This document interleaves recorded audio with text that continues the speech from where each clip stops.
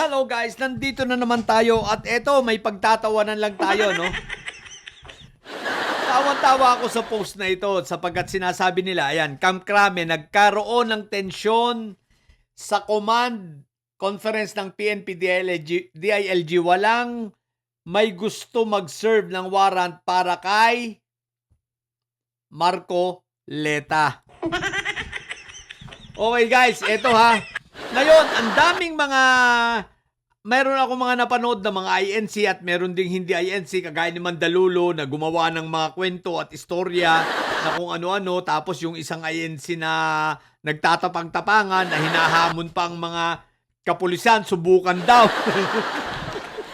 Feeling untouchable itong mga to no? Mamaya, ito lang muna ha. Sige, unang-una, ito po ay walang katotohanan. Bakit? Okay.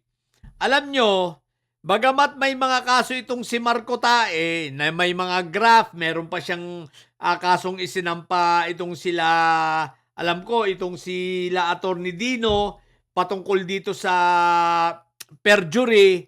Alam nyo guys, yan ay hindi katatakutan ni Marco Tae at hindi niya yan pagtataguan. Bakit? Lahat ng yan ay bailable. Kaya mga bobo, no? Bailable yan, may bail yan. So bakit matatakot dyan si Marco Tae? Ang kinakatakutan ni Marco Tae na malabasan siya ng warrant ay yung plunder. Ang problema, hindi pa naiisampa sa sandigang bayan. So paano paano siyang magtatago? Paano siyang huhulihin kung hindi pa nga naisasampa sa sandigang bayan? Maging yung iba niyang kaso nasa DOJ pa lang, hindi pa naisasampa sa sandigang bayan. At alam ko, wala pa akong alam na formal na kasong naisampa na dito kay Marco Tae sa sandigang bayan. So paano itong mai-issuehan ng warrant? Hindi pa nga naisasampa sa sandigan. So paano ito magagawa ng conference itong sa Camp Crame?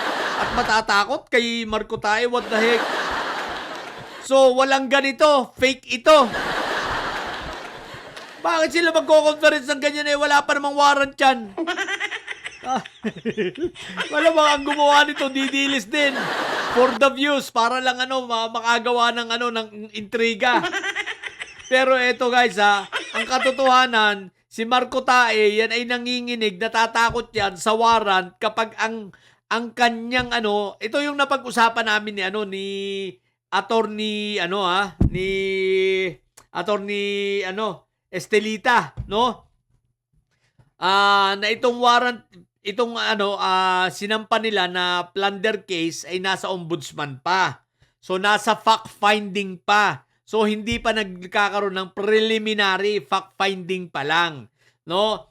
So, yan ang kinatatakutan nitong si Marco Tae na kapag yaan ay nakitaan na ng reasonable certainty of conviction at isinampa sa sandigang bayan, talagang shoot siya sa balde.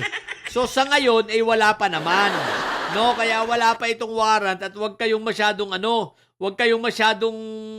tawag dito exaggerated. At itong si Marco Tae nagdadrama lang yan.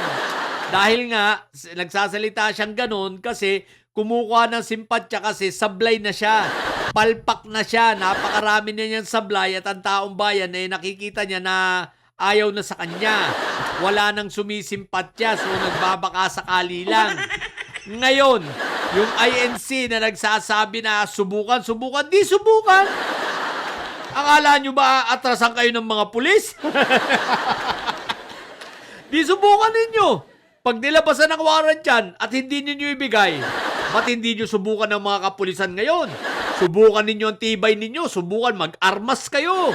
Subukan na ninyo para magkasubukan kung saan kayo, gaano kayo katibay at kung saan kayo pupulutin. Actually, yan nga ang gusto ng taong bayan Yung manlaban kayo, yan ang gusto. At alalahanin nyo hindi lahat ng pulis ay INC. Mas maraming pulis ay hindi INC. Miyembro ng Katoliko, miyembro ng ibang reliyon. Ngayon, kung gusto ninyo mag-arma, subukan ninyo. Yan ang challenge namin sa inyo. Huwag ninyong hamunin ang kapulisan kung sila'y magpapatupad ng batas. No, ang tingnan ninyo ay ang inyong sarili at kung talagang matapang kayo, ang payo ko sa inyo, manlaban kayo. Na kapag aarestuin itong si Marco Tae dahil sa plunder case niya at ito hindi susurrender, syempre plunder yun eh. Magtatago sa inyo o kung si Bato pa man ay aarestuin at tinatago nyo talaga, ang gawin nyo, manlaban kayo. Mag-armas kayo. Inuudyukan ko na kayo. Ako na nagsasabi sa inyo nang magkasubukan na. Nakita natin ang tibay ninyo. Total, puro kayo yabang eh. Pinagmamalaki nyo yan eh, di ba? So, tingnan natin kung hanggang saan kayo, kung ano ang tibay ninyo. Di ba ga? Na kapag inaresto yan, o di ba, obstruction of justice, tingnan natin. Puro kayo yabang. Puro naman kayo yung duwag. Di ba? Puro kayo bunganga. Sasabihin nyo marami kayo, mas marami ang ibang reliyon sa inyo. 2 milyon lang kayo mahigit. Ang ibig ko sabihin, guys, ito ay mga nagdadrama, gumagawa ng mga anong tawag dito? Intriga para i-divert ang mga usapin. Pero ang sigurado, anytime soon may mga lalabas na warrant talaga ito si Marco Tae. Pero tulad ng sinabi ko, ang kinatatakutan niyang warrant ay yung sa plunder. Kaya lang ang status nasa fact finding pa lang, no? Wala pa ito sa hindi pa nakakapag-preliminary, no? Ngayon hindi ko alam do sa iba niyang kaso na katulad nung sa perjury na isinampa sa kanya. So kung naka-prelim na yon, pwede nang isampa yon. Kung may resolution na, baka maisampa na yon sa Sandigan Bayan, pero bailable yon. So, kaya hindi ka tatakutan ni Marco Tae dahil makakapag-bail yan. Kung labasan siya ng warrant doon, kusang susuko yan. Pero pag sa plunder, yun ang tanong. Kaya kayo mga style nyo na naman. Gumagawa na naman kayo pang-divert ninyo mga hinayupa kayo at mananakot pa kayo. Actually, siguro may kagagawa nito mga didilis na INC at gumagawa ng intriga para pagmukain na matapang sila, malakas sila at dapat silang katakutan. Pues hindi luluhod sa inyo ang estado. Kaya nga pag talagang nilabasan ng warrant si Marco Tae at plunder at walang piyansa, ang payo ko sa inyo, manlaban na kayo. Isama nyo na si Marco Tae na manlaban. Subukan ninyo ang mga pulis. Total, mayabang kayo eh. Di ba? May sarili kayong mundo. Ayaw nyong magpapasakop sa batas. Ibig sabihin, porke miyembro nyo ligtas, porke miyembro nyo hindi pwedeng haina ng warrant of arrest, porke miyembro ninyo, pag nagkasala, sasabihin ninyo, ano tawag dito? Pine-persecute? What the heck? Ang kabubuhan ninyo. Tapos pag iba, pwede. Pag sa inyo, hindi. Ano kayo, espesyal? Hindi naman kayo anak ni Kristo kasi para sa inyo, tao si Kristo. Anak kayo ni Manalo, sigurado. Dahil yun ang pagkakilala nyo kay Manalo, anghel.